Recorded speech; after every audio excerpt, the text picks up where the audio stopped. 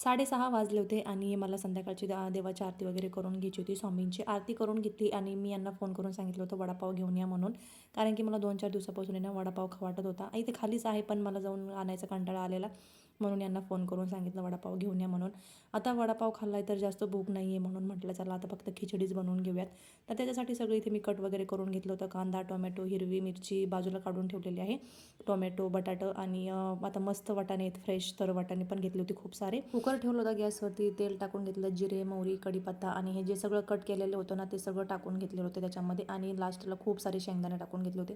कारण की खिचडीमध्ये शेंगदाणे मला खूप आवडतात आणि कस्तुरी मेथी टाकली होती. मी टाकते खिचडीमध्ये कस्तुरी मेथी, तुम्ही टाकताय की नाही मला माहीत नाही.